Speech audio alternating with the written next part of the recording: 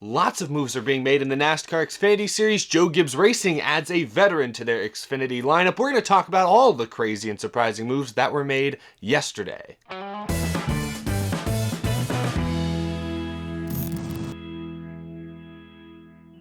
How's it going, y'all? My name is Eric and welcome to Out of the Groove. It's Friday. You know what that means? We've successfully made it through the first week of the NASCAR offseason. Now comes the really challenging part, because now it's the weekend and there's gonna be no NASCAR on TV to watch.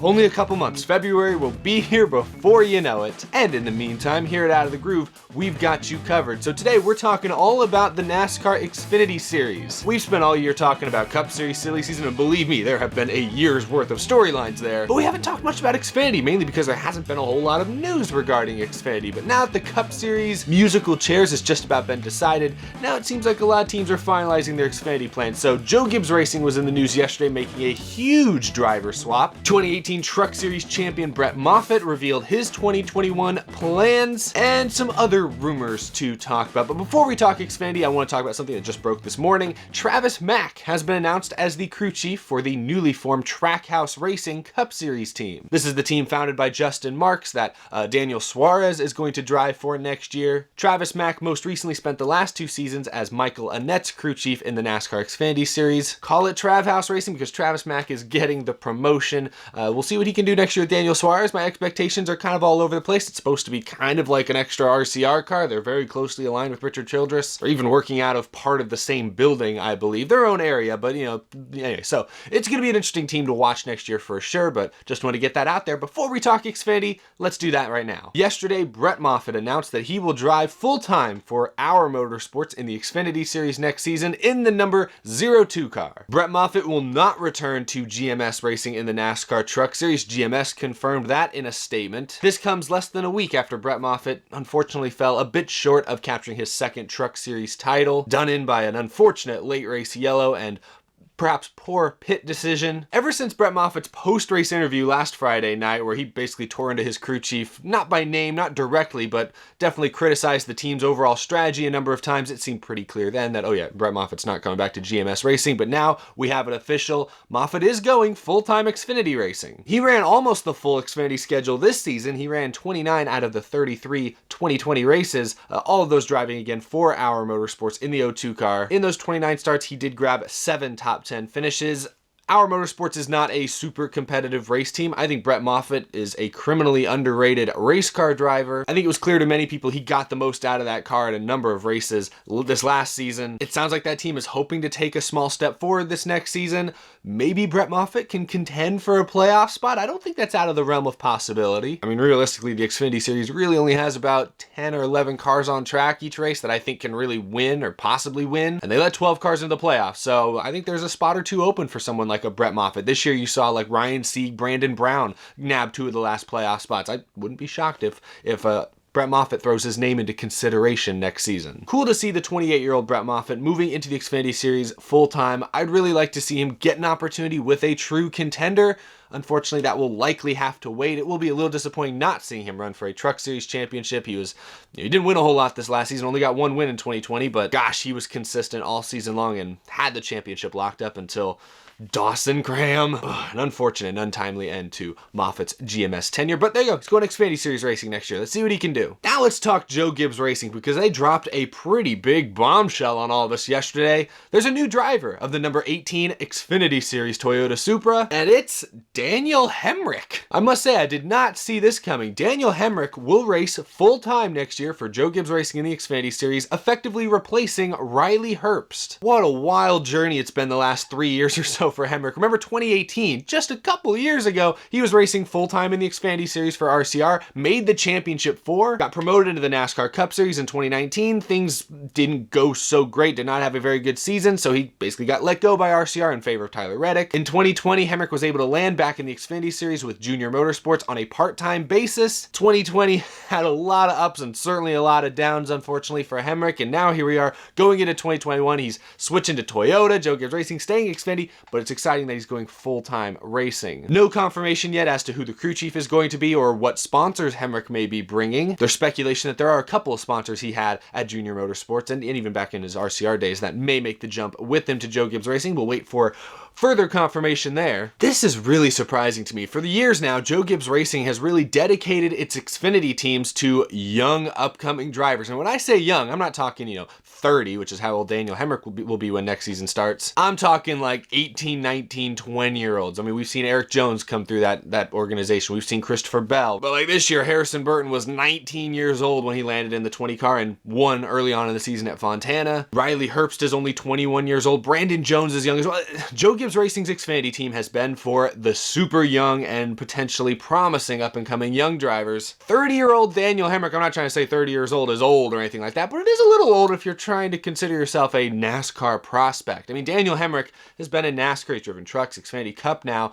He has 0 wins. He's never won anything on the NASCAR stage. He's been really consistent, really solid in everything he's driven, but I want to see Daniel Hamrick get a win, so I am excited about this announcement for Hamrick's sake because not only is Hamrick going to be a playoff contender, likely will make the playoffs next year, but a very good chance he wins a couple of races, and maybe we'll get to finally see that backflip he's promised us. But this really is a puzzling move because I can't imagine Joe Gibbs Racing is looking at Daniel Hamrick as like a future Cup Series driver for their team. I mean, Toyota's only got like 5 spots in the Cup Series, and they're all pretty much filled at this point. This year in the Xfinity Series, Daniel Hamrick didn't excite a whole lot of people. Now, he was called upon to do a very difficult job in a year with no practice, no qualifying, weird topsy-turvy schedule. Hamrick was expected to join a brand new team, run a part-time schedule. He only ran 21 out of the 33 races this year, so he was in and out of the car almost weekly. So the odds were stacked against him, but the numbers this year were not good. 21 starts, only 7 top 5s and 12 top 10s. No wins, but none of that's terrible. The big head scratcher is 7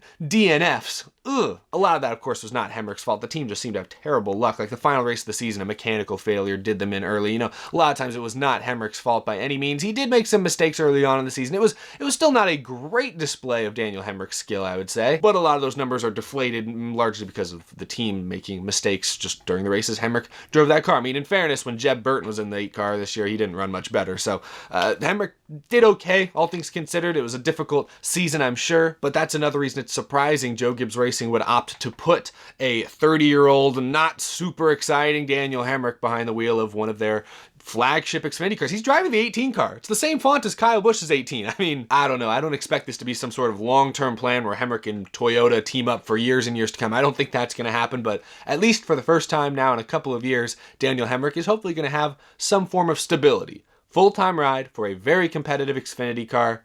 That's all you can really ask for. Now, Daniel Hamrick is replacing a full-time driver in that 18 car. I mentioned him a second ago. Riley Herbst is out at Joe Gibbs Racing. He released this statement on social media yesterday. "To Coach and the entire Gibbs family, thank you for welcoming me with open arms to be a part of your family these last 4 years. I have made countless memories and relationships that will last me a lifetime. It has been nothing but an honor to drive for not only such a great organization, but a great family. I wish nothing but the best for the entire Joe Gibbs Racing organization over the years to come. With that being said, I'm looking forward to what the future has in store." There have been some rumblings as to where Riley Herbst is going to race next season. Frontstretch.com I saw is the only one who's reported it so far. They have sources confirming that Riley Herbst will drive for Stewart-Haas Racing in the NASCAR Xfinity Series next season. I mean, none of this has been confirmed, but there's a very strong possibility Riley Herbst will move over to the 98 car, effectively replacing Chase Briscoe as he moves to the Cup Series. Now, this would obviously be really big for Riley Herbst, who will be 22 years old when next season starts. To go from one top Xfinity Series team to maybe the top Xfinity Series team, at least this last season, I mean, hey, that's literally as good as you can hope for. Now, here's the thing. I'm sure a lot of you are yelling at your computer screens or your tablet or your smartphone, whatever you're watching on. I'm sure many of you are scratching your head already about the Hamrick to Joe Gibbs deal, but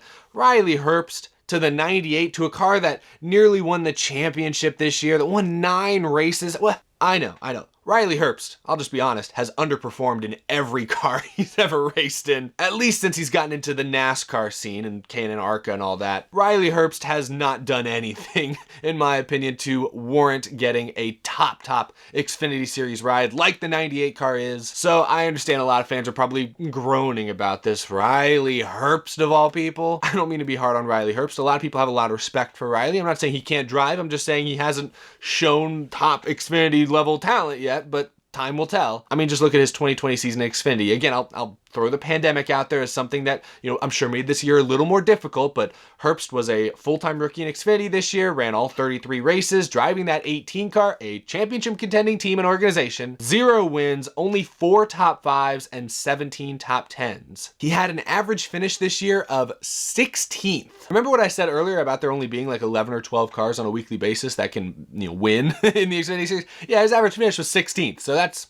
not good. He snuck into the playoffs though, but was eliminated in the first round. He ended up finishing behind Brandon Brown and Ryan Sieg in the points. And this isn't anything new. I mean, he's been in the Toyota Joe Gibbs system for a number of years, like he mentioned. I mean, in ARCA, he ran 2 full-time seasons, 39 total races. He got 1 win, again, in Gibbs equipment, but he never finished better than 3rd in points. He only made 8 truck starts with KBM, didn't win any races there. I mean, I'm not trying to say that he can't drive. Again, I'm just saying he has not shown anything yet that would tell me he's worthy of a top Xfinity Series ride. So I think it's fair for me to be a little bit critical. I mean, the guy's getting an amazing opportunity next year. I'm allowed to critique it a little bit if I want. But hey, Riley Herbst's family owns the terrible Herbst gas station brand. I think it's mostly out west. I've never really seen them, but I guess it's a fairly big chain. We've seen their logo on his cars. He also has Monster Energy as a sponsor. No word if Monster Energy is going to stay with Gibbs or move with Riley Herbst to Stewart-Haas Racing, assuming that's where he goes. Hey, it would make sense though if Herbst is moving to Ford with Monster Energy. Another pretty high-profile Ford development driver, Hailie Deegan, is known for her relationship with Monster Energy, so that could make some sense, connect some dots over there. I don't know, I understand maybe the young talent available, especially in the Ford system, isn't quite there right now to fill out that spot, with Briscoe moving to Cup, Cindric already with Penske, and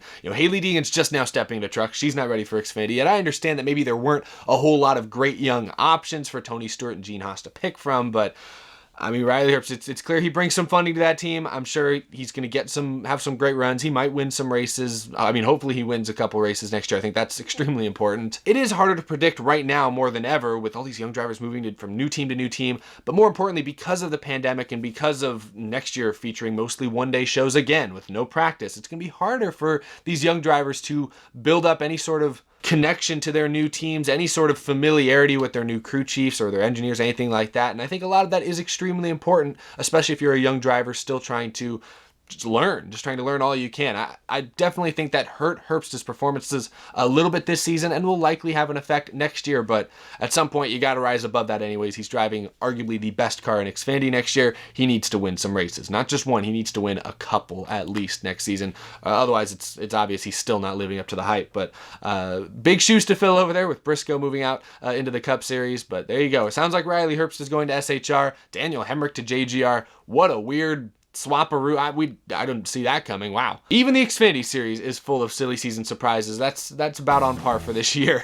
Thank you all for watching this video. That's all I've got for today. Be sure to follow me on Twitter and Instagram. Subscribe if you are new to the channel. We're talking NASCAR all throughout the week, every week, throughout the entire off season. As always, a huge thank you as well to my amazing Patreon supporters. I could not keep this show rolling without your tremendous support. Try to hang in there this weekend. I know it's tough. It's been a while since a weekend came and went with no NASCAR racing to be seen. Try to hang in there. We will get through it. We'll come out on the other end of this offseason stronger than ever. Thanks for watching, everyone. I will see you again very, very soon.